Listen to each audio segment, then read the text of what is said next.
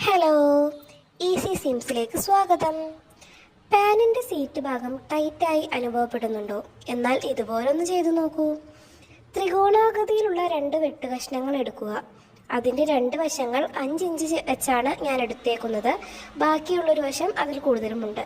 എന്നിട്ട് വീഡിയോയിൽ കാണുന്നത് പോലെ ക്രോച്ചിൻ്റെ നല്ല വശത്ത് നമ്മളെടുത്ത വെട്ടുകഷ്ണത്തിൻ്റെ നല്ല വശം സ്റ്റിച്ച് ചെയ്ത് കൊടുക്കുക. തിരിച്ചിട്ട് പതിപ്പിച്ച് കൊടുക്കുക. അതുപോലെ തന്നെ ഓപ്പോസിറ്റ് സൈഡും ചെയ്യുക.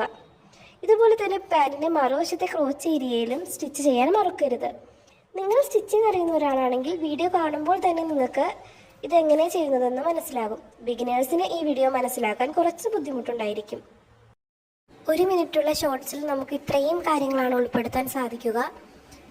നിങ്ങൾക്ക് കൂടുതൽ ഡീറ്റെയിൽഡ് വീഡിയോ വേണമെങ്കിൽ താഴെ കമൻറ്റ് ചെയ്യൂ. Okay, by.